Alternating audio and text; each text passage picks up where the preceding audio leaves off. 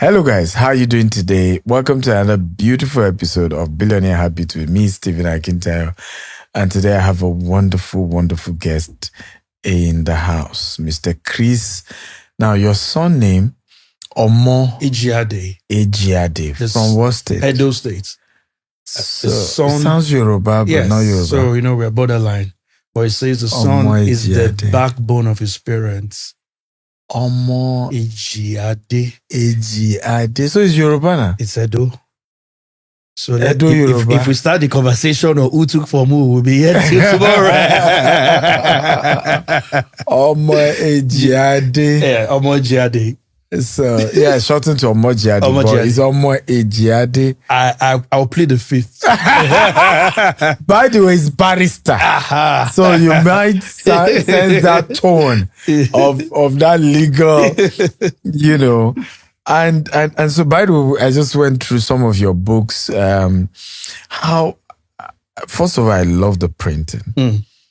When did you author your first book?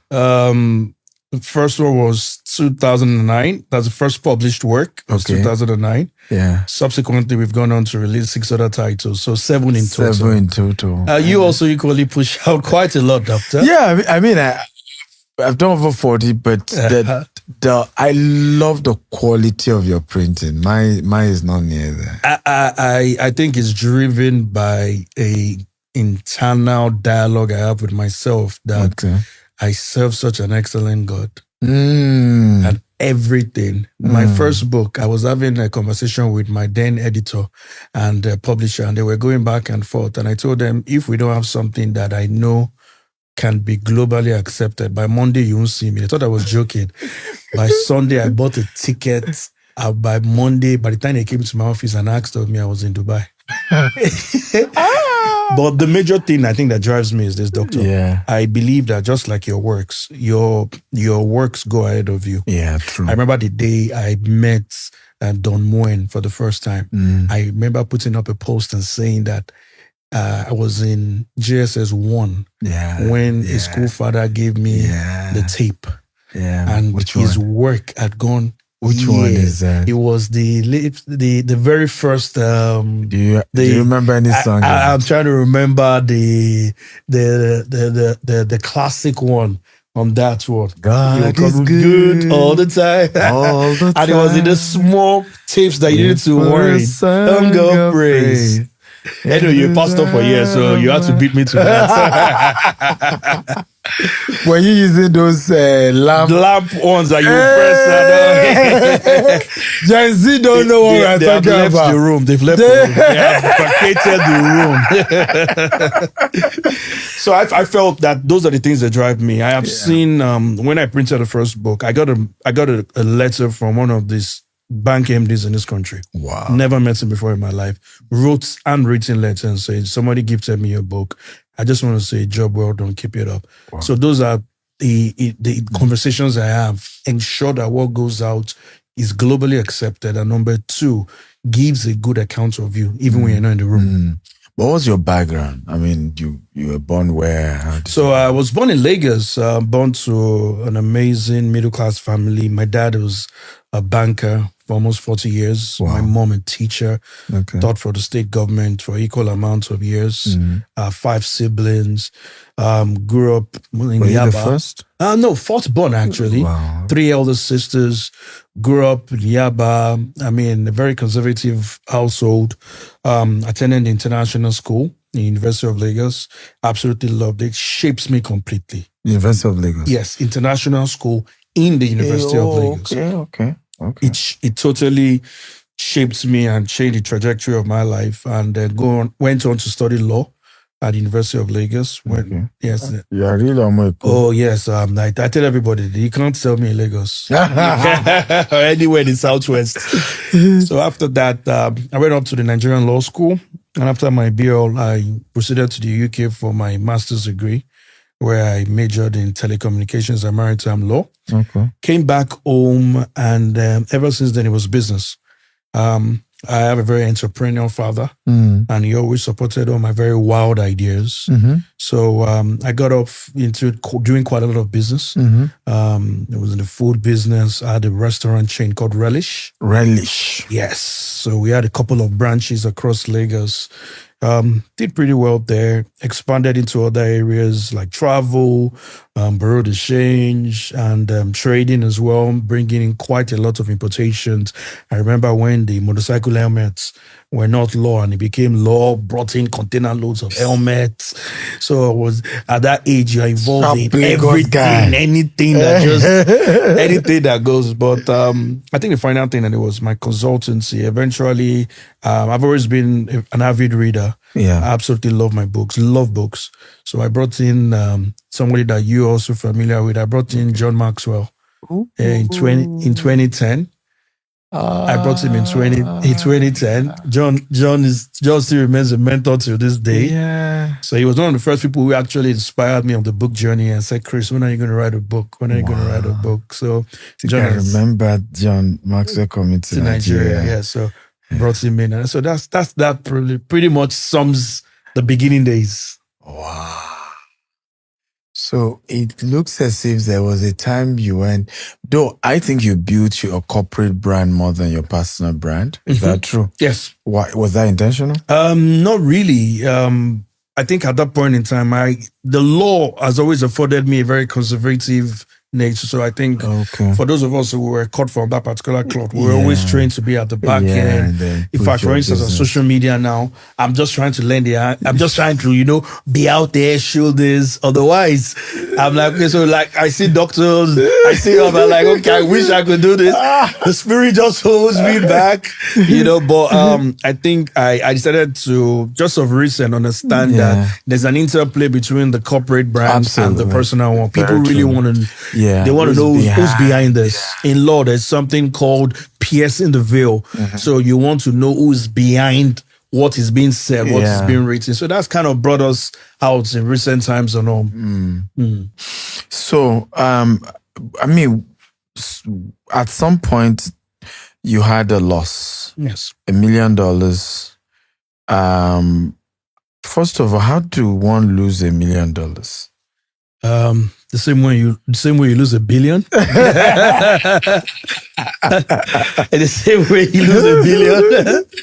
Okay, so I wrote about it in my book, You Too Can Be Debt Free, and it brings back a lot of memories, painful memories. Is it a new book? Yes. You Too Can Be Debt Free. You Too Can Be Debt Free. And guys, get that book. Yeah, thank you for that. So for me, it was really more about having an ostrich mentality, burying my head in the sand and not willing to face the reality of what was coming to me. Because when I played back, I just imagined to myself that it could have been controlled. I could have done better. I could have spoken up. For instance, one of the things that unfortunately I didn't do at the time was tell my spouse for a long time. Jesus. For how long? For quite a while. A year, 2 years, maybe over the period. I mean, I always run. How long? I need to know how long. I think it probably would have been maybe about a year. Jesus. And you know what it means to suffer? Serious. You're suffering in silence. And she's noticing the mood swings. She's noticing the changes. And God bless my wife. Yeah. God bless my wife. And she's having to stomach a lot of losses. And she's 7 months pregnant with my second son. And she's expecting the same beautiful birth process. And unfortunately, things had gotten to the point where I could no longer hold it. And I remember having to go down on my knees the second time. The first one being when she got the ring. And saying to her, the second one. The second one, I've messed it all up. And she's asking how. And the worst part is where you can't really explain how. So one of the businesses that I had was a bureau de change, licensed bureau de change. So I had a CBN license. But like anyone would know in that space and that business, in 1 minute you are swimming in so much.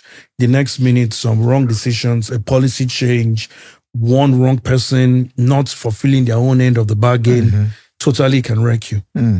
So I had, it was a cesspool, it was a mess. So later on, I found myself in a space where I was just campering to fulfill client orders. And I hadn't bought a new car. There was no new house. There was no new watch. There was no new device. There was nothing to show that was it. And a few clients understood. But how did they happen? Because I'm curious. So I think if you know very well about the FX market, if a client, for instance, gives you XYZ amounts of money and makes a demand for $1 million, and gives it to you, say the Naira equivalent of 200 Naira, all it takes is a CBN government to announce the next day that it becomes 400. Wow. And immediately the client tells you, I'm not going to take like that 200 Naira from you. You've held on to my money for how long? And it becomes a major issue. So, and the same thing we said before this podcast, I was always running on the wrongful fallacy that I don't want to be dragged. I don't want my name. I will do anything it takes, which in itself can be good.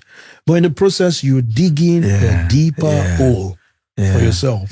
I remember we both saw a few days ago, you made a statement where you said that nobody should drag you. When you remember the statement you made, and I mean, I wish I heard that statement years ago. You know, I just felt that it was always good to be honorable and keep your word. You know, so that. Then after a while, it now became a case of having to take from Peter to Ropo. Yeah, you know, you're trying your best to just save face because there's a hole, and you're trying to block it. You're trying to block the hole. Wow. So that together just accumulated in. And did this affect your other businesses? Oh yes, it did. Oh yes. I mean, the restaurant had closed years before then. We had sold it off. Okay. For many reasons, government policies being one, not encouraging. Then subsequently, but I did end up just closing shop on everything. Wow. I was done. I didn't care anymore. I just wanted a good night's sleep. Wow. I just wanted a good. So you shut down all your businesses? All businesses were gone, including consulting. Everything. I was still receiving training jobs, still doing a few good, but it wasn't as much as I would have pushed myself to do, because I always used to run with the risk of thinking to myself, this creditor can come from me. This can come from me. Enter the seminar room. He's a thief. He's the one. This Baramo. He's the one. But I said this doctor, and I wrote about it in my book. I actually genuinely praise every creditor, because I say this, that oftentimes you don't know what's going on the other side as well. Yes. So you shouldn't be too selfish to think that it's really all about you. People have gone through pains to trust you. Yeah. I have people who trusted me with their own money. Yeah. And so I oftentimes, when I replay it in my head, I see nothing wrong in what they did. Yeah. Some of the moves they made, I could have felt that I were uncomfortable. Including using EFCC, including using law enforcement. Come scatter your office. Because genuinely, doctor. But you, as a lawyer, you know that's not legit. Yes, it's not. Civil is different from criminal. Yeah. And oftentimes those lines are blurred in our jurisprudence locally. So I always advise, when people reach out to me, I always remind them, when you bring all the US books on debt, I remind you that what you do call them, you are Nigerian. But technically, even if you look at it, the lines are blurred not by the law. Yes. It's the culture, the society. Yes. Because I can imagine how many people will say, oh, he stole the money. Yes. Oh, he was lavish. Yes. Right, without knowing behind the scene that it was the nothing. Petition. The day I read the petition myself, I couldn't believe I was the one being described. Aha. I've seen this. Yeah, exactly. It's always pretty so much sensationalism. Yes, it would be sensationalized. Yeah, they tell you that you were traveling the world, you were drinking champagne, and you're thinking to yourself, which world was I traveling? What champagne was I drinking? You know, but I guess that's what stirs the officers of the law to be able to make a move on you. And they did make a couple of moves, and it was quite an experience. I wrote about it in the book. I dedicated an entire chapter to it. It was 8 days I would never forget. Jesus. 8 days I would never forget. It changed me completely. It changed my approach towards money. It gave me time for reflection. I mean, this is me. Were you locked up for 8 days? Yes, and it was not even within it wasn't within the area where the businesses were conducted. Yeah. You know the way law enforcement do. Exactly, it will take you They out of kidnap you. Exactly, they'll take you out, and the creditor obviously would feel that I'm doing everything I can to get back. So I'm going to deal with you. I'm going to deal with you, and I say a prayer for them. I left law enforcement not feeling one iota of bitterness. And I guess it's the Holy Spirit that can give you that. Wow. I didn't feel any bitterness. I didn't feel any ill givings. You did what you felt was necessary to be done at the time, and to God be all the glory. Wow. So, I have many questions follow up to that. I don't know which one I should ask first. So, how did you come out of, let's say, paying them first of all? Let's start with that. So, part of the things that I have discovered is I later on discovered that the Holy Spirit was also giving me a roadmap. He was actually giving me a roadmap. And one of the things I learned during that depth journey was that the scars were not just mine. I was literally being raised as a Moses to help people. And it wasn't just all about you. It was not about you. So when you're going through a tough time, there's a bigger picture at play. Don't for a second think to yourself that this is just me, especially when you're a believer. Yeah. And God knows how to use the mess to become a message. He knows how he loves the raw material of confusion, of pain. He has a way in which he masterfully is a great potter. So when all of this happened and I was learning, I started writing while I was still in debt. So every time I learn a new lesson, I would scribble something down. I would write something down and say, okay, this is what I learned today. And all of that became the book. But what I started doing was I first identified those who I would call those that had the crazy temperament. It happens. It's a reality. You would find out that every time you're owing, there'll be people who'll be reasonable, and there'll be others who will not here. They're ready to take the roof off this building. So we ended up tackling those people first. Then I was blessed to have amazing people that God raised. Jesus. There were people God raised. Like I had two people. What year was this? This was about 5 years or 4 years ago now. It's going to go in 2025. It's still very fresh. Very fresh. This car, sometimes it bleeds. It's still extremely very fresh. Fresh. I had two people that God raised. One was a lady. I had read a book on how she became debt-free. I read it in a sitting, like 6 hours. I was in Abuja, and I sent her a message saying, you don't know me, I don't know you, but I need to speak with you. And she picked up her phone and called me right back after seeing that message, and she became a friend. Sometimes when you're going through that season, people think that the best thing you need is the money to pay. Yes. But oftentimes, oftentimes you need that person. You need that one person who the counselor you need. And the Bible tells that there is wisdom in the multitude of counsel. So you find out that she was able to, sleep, eat, take it easy, all those things. The second person I had was a lawyer. Because that's only being a lawyer myself, I understood how important it is for you to have somebody who will analyze issues without emotions. Yes. So I remember I had gone for a training. I had done a training for an organization once, and there was a particular lawyer there who I just liked for some strange reason. So when this season came, the Holy Spirit brought him to my remembrance, and I picked up my phone and called him. He was really excited to hear him, and I said, you know what, this is what I'm going through, and I need your help. This gentleman picked up his car keys and was driving around the Lagos metropolis from creditor to creditor on my behalf. And he never charged me a dime. No, God bless you. He never charged me a dime. No. He never charged me a dime. He went around, was talking to them. This man is not running away.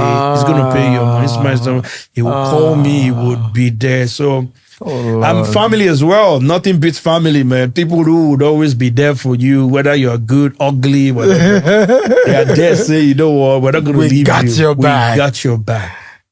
Wow, this is interesting.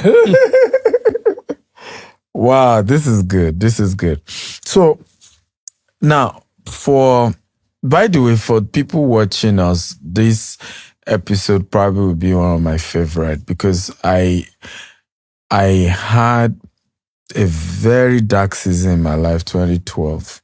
I ran into debt without borrowing money. mine was refund, customers. And I remember one of them, his father was a police officer. And then involved, I think maybe the person was a deputy commissioner or whatever title. I got to the guy's office, was representing a university in Hungary. And so what he had paid were just 100,000, him and his spouse, 200,000 processing fee. And we told them it wasn't refundable. So the police officer said, okay, can we call the university to be sure? They called the university confirmed that they were the one that refused to give them admission because they had lost the funding because it was a subsidized program. And then it's okay, was the admission processing fee refundable or not? They told them it wasn't refundable because this man had to send the document via DHL. He spent money. Do you know the police officer, senior one, saying, I've heard all this from the university, they've confirmed. He said, but I heard you're a pastor in your local church. You see, if we start dragging your name now, you have a reputation to protect. So no pressure. Just give us post-data check. And this was me in my 20s. I was a young entrepreneur. Just give me post-data check. And that's it. And whatever time, just pay them back. Don't spoil your name. I look back today and I wonder, who knew me then? Which reputation was I protecting? Right? And it's a lesson of how people have been bullied. Unjustly. Because first of all, there's even no legal contract between the two of us that say I will refund. Right? And we clearly made it known it wasn't refundable. But he had to bully me. And I literally shut down the office. I felt it was demons, it was forces. So today, looking back at how God helped us to rise up, I'm extremely passionate about the subject of debt and young entrepreneurs because I knew how we couldn't. It's spiritual, doctor. It is spiritual, and I'll explain why. The devil is on a rampage, and the tool is one of his tools is debt. He's using it.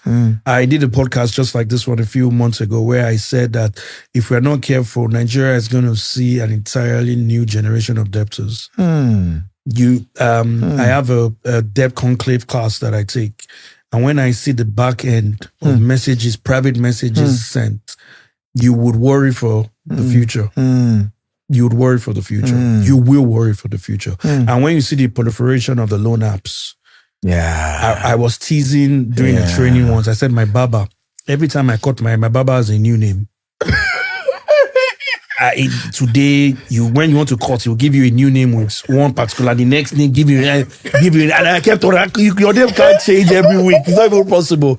But what he has done, because I know, is that he is borrowing from each of these. So once he's able to borrow here, he moves to the next one. He borrows. He moves to the next one. He borrows. And what really is your real name? And he changed his name on each app. On each app. But if we're not careful, because money, being a man of faith is spiritual in nature. So the devil understands, and that's why we're trying to raise in the marketplace kingdom entrepreneurs who know their place and their authority in Christ, because we need finance to prosecute the agendas of cultural reformation, of mind transformation.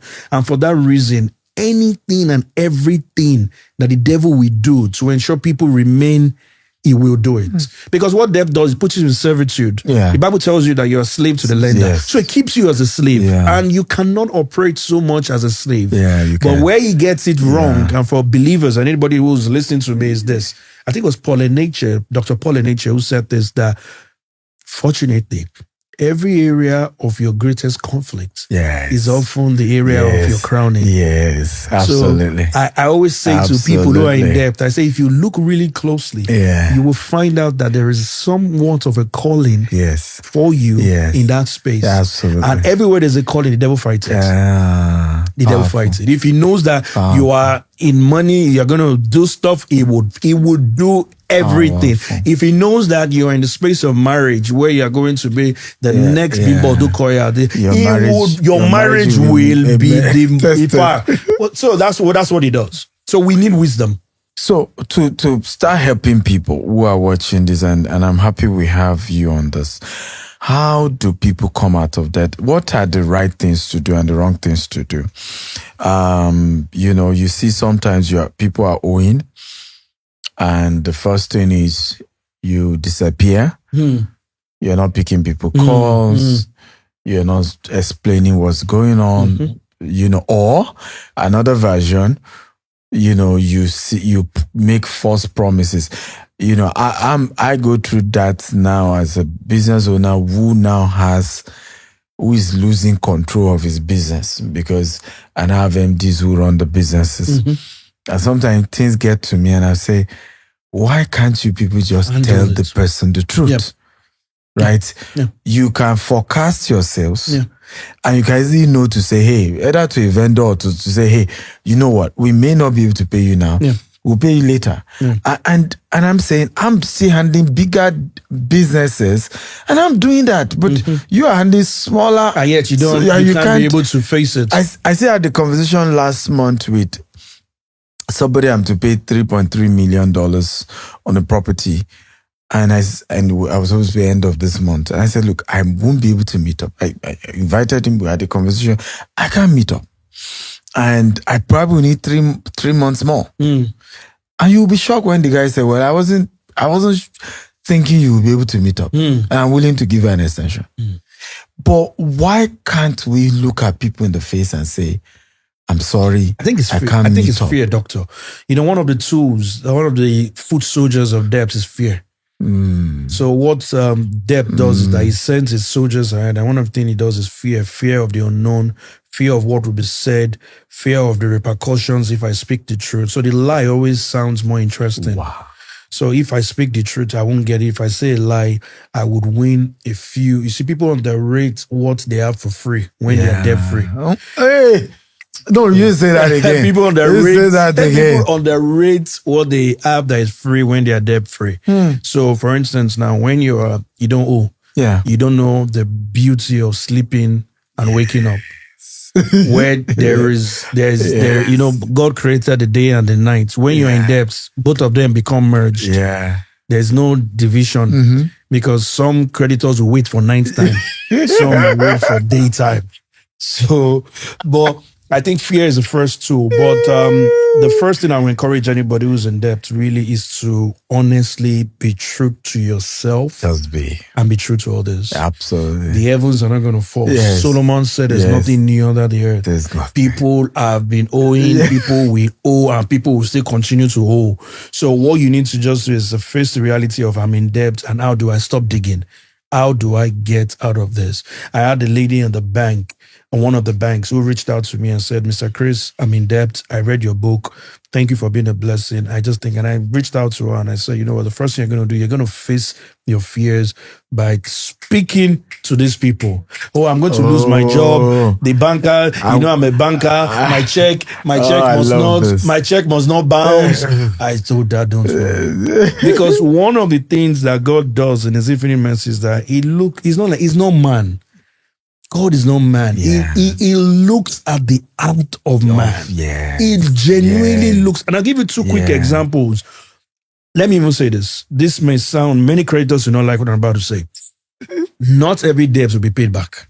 Whether it's the truth. That's true. Some, God is the one that will pay them. He's the one that will pay them. And I'll give you an example. I have an amazing gentleman who has been a friend for years. So I was owing him. And that's why it's always good to listen to the Holy Spirit. That morning, the Holy Spirit gave me a leading and said, go and see him. In my mind, I'm like, why do I need to go and see somebody that, number one, you don't even have the money to pay him back? Yeah. And now you want to go and see him to say what? Obedience. Yeah. I get out of my house, call him and tell him I'm coming to your office. Okay, no problem. I get there. Secretary keeps me in the reception for a while. I go up to his office and I say to him, I genuinely don't know why I'm here. But I'm just here to tell you that I'm here. And he looks at me like, what? I'm like, the money I'm owing you, I don't know how I'm going to be able to pay you. I found myself in a cesspool where I'm owing quite a number of people and they're dragging me from different directions. He looks back, he looks up and looks down at me and says, Chris, you don't owe me. I'm like, can you repeat that? He says, you don't owe me. I'm like, why don't I owe you? He says, because I canceled your debts. And I look at him like, when did this happen? Yeah. And he says to me, he's a developer just like you. Yeah. He was developing a real estate project within where your office is located in the eyebrow area of Ikoyi. And he had collected funds from somebody. The state government comes and demolishes the structure. Automatically overnight, he finds himself in serious debt. Jesus. He approaches the person who had given him the money. Wow. And the man says, you're a young man. If I drag you on this money. So typically, and he's not just like the man in the Bible. He figured out that if I had received mercy, with God himself will not be. So that only goes to show you systematically how debt repayment is multidimensional in nature. There's some that you will liquidate assets to sell. There are some that will be paid lump sum. There are some that will be paid gradually. There are some, the same way it didn't take one day to get the money. It's the same way it's not going to probably take one day. And in fact, I discourage if you even have an opportunity to pay it up one day. You know why? You will never learn the lessons. You learn the lessons when it's stretched out over a period of time. If somebody had given me a check and said, go and pay off your debt, I won't be sitting on this chair today. It was because I had to go through the different multifaceted layers of the repayments, learn the temperaments, learn emotional, learn humility. I love the humility part. I love the humility part. You will put aside all that you have known, all that you have, all the pride, every title, every educational qualification. I love the and you will now, So I think you just need to first face the reality of where you found yourself in. A moving bullseye is difficult to aim at. So you need to end up realizing. So one of the things that I know kills most is always interest repayments. So I always would encourage people, face the interest repayment. Make sure you get that out of the way. There will be other loans that you took from a colleague, a family, a friend. It's not moving. But as long as that target keeps on moving, you will never be debt-free. I can assure you. There will be those that you would have to renegotiate with. Those that you will tell the truth. Get a good lawyer. Get a good lawyer. Get a good advisor. Get somebody whose word is still gold. Somebody whose word is still gold on your side, because your word is no longer. The Bible talks about in times of Solomon. He said his stones were like silver was like stone, gold was like stones. Your own word is like there's nothing. So you need to find someone who will speak and say, you know what? I'm for this person. I'm not paying for him. But I assure you that you can always reach me. And I'll always be a voice. That has a way of tampering and calming nerves. Let me say these two quick things, guys. If you're watching this and you're struggling with debt, number one, over disturb the person you are owing with a call. Yes. With a visit. Yes. I'm not going anywhere. Yes. I'll carry you EFCC, I'm here. Yes. I'll carry police, I'm here. And I've had to teach a lot of our leaders with this, because if you're doing business is scale with OPM and OPT. Yes. So, and please also differentiate what we're talking about, differentiate between personal debt and company debt. Right? Corporate debt is not your debt, really. Just that you are responsible to figure out how to pay it. Right? So the debt you should never even be involved is the personal one. Right? Don't go and buy wig that you don't have money, phone, cars, that you are driving. Let's not even talk about that. Don't even get into that. If you're into that, get out. But even in business, you need to know that business is run with OPM and OPT. So there will always be debt in business. And what then means you have credibility is your ability to pay. Yes. Right? I mean, I'm struggling with that in the US now. And they're saying I'm not credit worthy. And I'm like, what do you people mean? Donald J. Trump. And they're saying you have not taken enough loan. So you are not credit worthy. I'm like, yes. You people are turning things around. You need to be unique basis. Exactly. For you to get our money. And Africans don't know that. You need to be unique basis. They don't know that. So now I'm learning business afresh in America. 101. That in America, debt you buy your mobile phone, buy everything on your credit card. But what they are just saying is that we don't care the debt, we shall pay. Yeah. When is the interest or whatever as a due. And so if you now don't have enough debt, you are not even worthy of getting more money. Well, you know, Doctor, one of the things that I also equally, when I speak to entrepreneurs, especially kingdom entrepreneurs, I always encourage them to also know God's dimension towards us building businesses. Yeah. When you do get involved in OPMs or not, please do it with the leading of the Holy Spirit. Many believers have gotten bonds destroyed. Some may never even rise again just because you ignored. And like I said to you before the podcast, it's not everybody's money you should touch. I will say it everywhere. There's some sums that you should avoid altogether. They are because tell them why you said they should avoid. I mean, I'll say it everywhere. I listened to Kenneth Copeland one day, and he says this a very powerful statement where every time you owe somebody, you bow to everything they bow to. Now, I'll leave that to your spirit to give you interpretation. Yeah, but what in essence I am saying is this: tread with wisdom as you grow. God's servant, Bishop Oyedepo, would always, anytime I look at him as an epitome of an individual who is in ministry and his enterprises are doing so well in the marketplace, he's a man that is filled with so much wisdom. You can tell when he makes those statements. I'm always moved when he says, we don't owe. And I'm like, look, what are you talking about? $1 billion project. We don't owe. Go on, we don't owe. And I say this not to discredit entrepreneurs who obviously have to, lean on financial institutions and individuals. What I'm saying is that you should be careful to ensure that when you're making this move, good lawyers like you have, good advisors, good support system, good structures that will be able to. Many people do not have there are three things that would help you in business: structure, systems, and people. Once, if you don't have the right people, you will not only make wrong decisions, you will spend anyhow. The structure, you find out that you took legitimate funds, but at the end of the day, you'll not be able to account for it. You travel the world, you have managing directors in your different subsidiaries. You can imagine the kind of mess they will create if you don't have the right people and the right systems. It doesn't matter where you got the money from. You will be forced to have to pay. Because why? They know GTEx and they know Dr. Stephen Akintayo. So if you're in business, you need to go OPM routes. You need to get all that. Use the wisdom of God. Absolutely. I plead with you, especially in our jurisdiction. I will also advise that you also use the wisdom of men too. Yes. Right? Yes. There are men who have walked that path. Yes. Who have been that journey. Sit down with them. Yes. I think one of my biggest secrets, I always say this, is before a crisis comes, God has always shown me men and women I need to know. Such that when those things come, they've even given me the solution before the. So when I said, devil, you came late, unfortunately, because I already have the answer to this.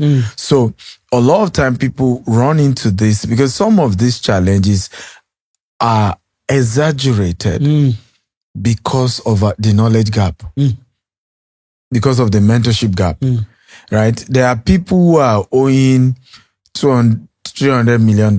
Agreed. Dr. Cosmos fell into a similar experience a couple of years ago, right? And never had the kind of challenges that goes along with that people have. He was able to figure out and pay it off. Of course, he lost his shares in the bank and all of that, but nobody dragged him. In fact, he was sharing with me how a friend called him and said, how's it going? He shared the story, said, send me your account. Send a $10 million to him. The second month, called me and said, how far? Doctor, say I'm I like this kind of friend. Doctor, I can drop my dumb account today outside this podcast. You can check on me next month, find out how I'm doing, send me I mean, doctor. Maybe you heard the first one. I said the second month he called again. Same man. Say, how's it going? Say, well, I'm still hanging on there. Sent another $10 million. Doctor, I need friends. I need good friends now. All my friends watching this podcast. Amazing. I did not ask for document. They did not sign anything. In fact, I said when he later paid the man back and he decided to add interest. The man come and say, no, he wasn't alone. He wasn't there. I didn't say, okay, consider the interest a gift. You gave me $20 million, nothing signed. No, you didn't even discuss whether I should pay you back. I'm the one that decided to pay back and add something on top. Wow. Knowing that this is a lot of money. So, and when it comes to debt as well, sometimes you don't necessarily need to go OPM until your business has scaled to a level, right? Where you can afford quality systems, quality consultant, quality lawyers before that. And the last thing I want to add on this, and I think it's very important for people watching, is not all debt has to be cash. You can do vendor financing. Yes. In other words, okay, I'm into real estate, build a house. When you're done building, when we sell, we pay you back. And a lot of entrepreneurs that you see and say, hey, this man is very big, that's what they leverage on. Yes. Right? As long as you build a good name, you build integrity. I have people calling me and say, Dr. Stephen, I know you have it. And that's how I started real estate, by the way. A man gave me 50 acres. And said, as you said, pay me. Until today, it still happens. I see people just say, take, you know, when you sell it, give me back. And that's technically a debt because suddenly I own a property, X, right? Just out of trust. And I can sell it for whatever amount, keep my profit, pay the other guy back. So powerful. This is really going to be one of the most impactful podcasts, I'm very sure. Now, why did you choose to be this vulnerable with this? Because I was sharing at the event you also attended that I no longer trust, people who say they are successful without a scar. Agreed. Right? They're faking something, I love people who are vulnerable enough with their scars because every style of a general is a function of the scars. Agreed. So why did you choose? Because it's not, people don't always do that. Yes, it's not Nigerian like yes. I mean, I remember even going through the debt journey, having friends who stop picking your calls, friends who people don't want to associate yourself. They don't want to be. They don't want to take pictures. They don't want to take pictures. They don't want to appear that they know a debt. Nigerian elite are like that, and they're all faking. All of them are fake. You get into that space where all of a sudden people that you've known all your life clearly do not want. And people whisper, people talk here and there. Yeah, gossip here and there. True. And all of a sudden, people that are familiar with you. And sometimes, you don't blame them because they are only acting within the bandwidth of their limited knowledge and intelligence. So, 2 ideas. So they cannot comprehend 4x4. It's not. And again, when you realize that you are called on the earth for a purpose, your purpose is bigger than what people's impressions are of you. Yeah. The calling on your life is bigger than what people say. Many times we get limited by your purpose is big. God is calling you to redeem an entire generation. Yeah. God is calling you to influence an entire world. And you are still saying, this is what Mr. X will say if I talk. This is what Mrs. Y will say if I talk. I mean, it's not easy. Talking quite seriously, having to be vulnerable. But I think the Holy Spirit is one that gives that vulnerability. Christ himself was vulnerable. I mean, look at where he came down from to die for you and I and walk the earth. He was extremely vulnerable. Very true. And I think vulnerability, being a storyteller with all the different expressions I have, nothing creates a better human connection than vulnerability. True. I mean, I write and speak on leadership. The best leaders in the world are the most vulnerable leaders. True. If you can learn the art of vulnerability, you find out that you would have a connection with everybody you come in contact with. Very true. Rich, poor, small, big. Because not only is it lacking in our world today, it is authentic and it is real. And also, it's also a forerunner of humility as well. Yes. Vulnerability goes ahead of humility. So you say you're humble, but you can't be open enough to say, these are the mistakes I have made. Yes. So I'm bold enough to say I've made mistakes. Yeah. I'm bold bold enough to ask for forgiveness. Yes. If I meet any of my creditors, I'm bold enough to walk up to and say, I'm sorry for if I caused you any pain. It wasn't intentional. I'm trying to redeem myself. And I see redemption as a lifelong journey. So with my wife, she's aware of some certain things I have said about some particular creditors to say, just because I paid them doesn't mean it has ended. I will do everything I can to keep on rewriting the story to let you know that you were a piece on a chessboard. We were both pieces on a chessboard that was divinely orchestrated.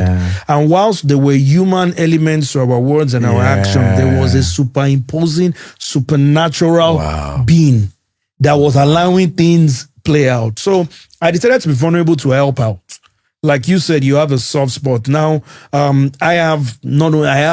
my heart is ripped anytime because I know what it feels like. I know people who have committed suicide because of that. True. I know people. Very true. This is not statistics. This is, I know people. And if we don't encourage people, we don't support people, we don't take certain steps, we will find ourselves, I repeat, in a big mess. The US already, you can see student loans. You can see how much debt has destroyed. I saw yesterday during Donald J. Trump's inauguration. I love going through comments on Instagram. I think that you will learn a lot from comments and even the story. So Donald Trump is being sworn in. All the top tech CEOs, all the movers and shakers in the United States are there at Capitol Hill. And I go through the comments. And the first comment I read is a lady says, to imagine that one of these people can just pay off my student loan and I'll be free. And I'm thinking to myself, that is what debt does. Every time I was going through it, then I see a big man, I don't think, this man can just give me his G-Wagon.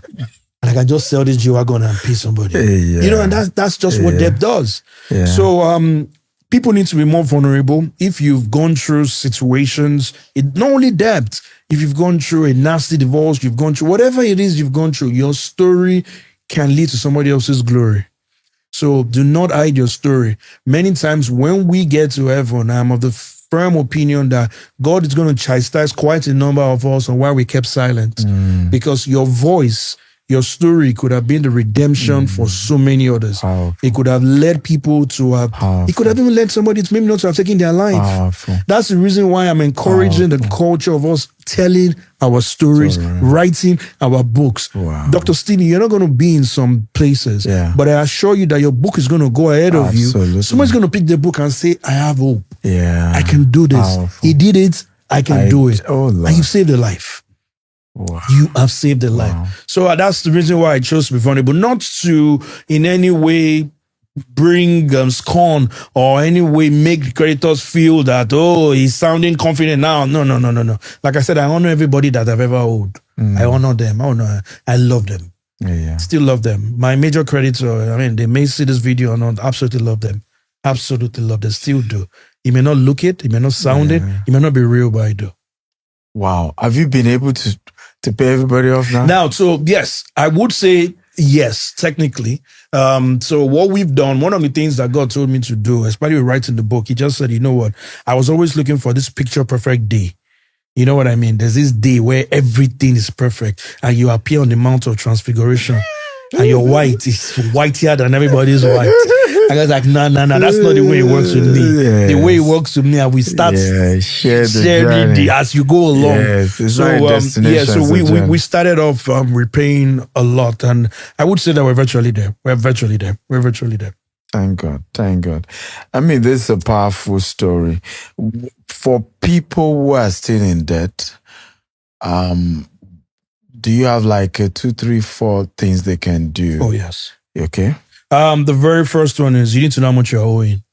It may shock you that a lot of people do know. You say I'm in debt, you don't know how much you're owing. How does that work? Identify how much you owe. Then number 2, make a long list of your creditors. It doesn't matter. As long as it can fit in an A4 sheet of paper, you can pay them. Even if it's more. You can pay them. So identify those 2. Then like I said earlier on, 3, break them into different categories and start communicating and reaching out to them. Then number 4 is to take time out with friends, family, and those that are closest to you to come. Because when you're in that position, because human beings are emotional beings and we are driven and powered by emotions. you've often realized that your emotions may not allow you to be objective. So you need objectivity when you're paying off. Wow. So basically, family, friends, advisors, lawyers, anybody who can be a support base, who can now be able to tell you, what is it? Like the lady I mentioned at the bank, I asked her, how much do you earn? Yeah. What other skill do you have? Yeah, exactly. She told me that she grew up buying stuff on Mile 2 or Mile 12 for her mom. And that's what she gonna say, you know what, there you go. So I said, you know what, create a flyer. Yes. It's Christmas time and we help you push your business. Wow. And help advertise to people who can patronize you. So she's doing this Christmas break while people were doing Dead Sea and clean. She decided to instead go to Mount 12 and started doing Christmas shopping for people in bulk. And she works in the bank. I told her the number one thing you will knock off, there's no shame when it comes to repayment. You will do whatever legitimate thing you can lay your hands on to do. There is dignity in labor. There's dignity. Nobody should ever, and this is clear to everyone, nobody should ever make you feel otherwise. As long as what you're doing doesn't take food from somebody else illegally, please do it. If you need to get a second job, do it. If you need to do a lesson, do it. Because the day of your restoration is coming. Yeah. So I told her that, and she started doing that. I checked on her a few days ago, and she said, it sounds a lot better. She went to meet her ED in the bank and says, sir, I'm owing. And ED said, you know what? Don't worry. I know that they will write to us in case they say, don't worry. And that's why we should be open. That's why we should be open. And then finally committed to God, though. The debt journey is one that is fraught with, it destroys marriages, it destroys relationships, it destroys enterprises. So you need to have the God factor. And once the Holy Spirit is with you, I assure you that victory is certain. Oh man, beautiful. This is really good. I remember a gentleman once walked up, he sent me a message on Instagram that he needed me to give him a loan. So I then invited him for breakfast in Transcorp. And I'm sharing this because people also need to know when God positions people your way, you need to know how to manage them. Weird. Right. So I hosted him for breakfast, and when he came, he said, I'm just coming from EFCC. I've been there for days. The first thing was also, how much are you owing? First thing was, it was later he confessed that he lied to me. Right. See, I think he said 800 million or something. Later he eventually said it was a lie. It was way more than that. First wrong decision. God brought you a destiny helper. You are lying to the person. Be vulnerable. The second thing was, I then said, okay, call for a Zoom meeting with everybody. And that's what you are saying about face your debtors is important. Face them. They will call you liar. They will call you scammer. They will call you thief. Face them. These things build character in us. Real character. When you go through all that experience of people maligning your name, it just builds a new version of you. Okay. So I have a Zoom meeting, which he had, and he realized it wasn't as worse as he thought it was. And I said, tell them that, look, if they keep coming after you, you won't be able to pay. You won't be able to pay. I can't pay. That if everyone drags you here and there and don't allow you run the business. And the day I die, you're not going to get a dime. Exactly. So talk to them. And he was impressed. I said, but I also tell them that I'm willing. You can mention my name. That I'm willing to, just what you were saying about, get somebody that his word is still gold. I said, mention my name, that I'm now your mentor. I'm going to mentor you in real estate sales, how to be a real estate agent. If you start making commission, you can pay this guy back, these people back. I said, but don't tell them you own the estates you are selling. You are an agent. Only for this guy to go, and he did the Zoom, he was successful. He then announced, congratulations, we have so estate. If I charged $20,000 for coaching, I didn't charge a dime with this guy because I just empathized. I went to his comment section and I typed, congratulations. I said, but shit at me because you have pressed the wrong button.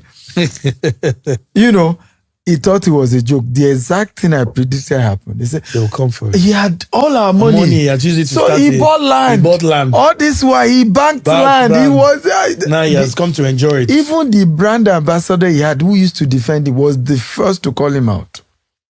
It was hell. I mean, so we're sharing this again, not to ridicule anyone, but for you to understand the practicality of this, because sometimes God may even surround you with people, but you refuse to open up, to be vulnerable. You use 2 pills, use one. I don't know. Every of these things are critical and add up and are sensitive. So I hope this really helps. How can people join your conclave? Okay, so I know the team. Well, on Instagram, we're going to put up on the bio. It's at Chris Omoijiade. That's ChrisOmoijiade. Mouthful. Chris Omoijiade. So there's going to be in the bio a link to the Depth Conclave and all the other classes that we will be having for the year. Also, you can reach out for the book as well, if the case you want to reach out for the book. We're also launching coaching calls from next month as well. Wow. Because I found out there are some people who just want to hear a voice as well. Yeah. They want to just be able to speak to somebody. Very depressing for some. Yes, they just want to speak to somebody. So at Chris Omoijiade on almost all the platforms you can think of, I'm sure somebody will respond to you. I watched the podcast with you and Dr. Stephen. I enjoyed it so much. Yeah. Thank God Dr. Stephen brought you. Now I need help. We'll be glad to help. It's a ministry for us now. Because we're called to the marketplace, so it's a ministry for us. Thank you for coming. Thank you for having me, beautiful. Doctor. I'm still going to hold the old doctor to that 10 million. I wasn't the one that gave him. I just said I'm still for disclaimer. I am not the one. I said Dr. Koso is my mentor. And I said he's friend. You're my friend. And I'm not the friend. You're my friend. Thank you for having me. Thank you for coming. Thank you. Guys, awesome time. Another beautiful episode of Billionaire Habits with me. I look forward to see you in next episode. God bless you. Bye-bye. Bye-bye.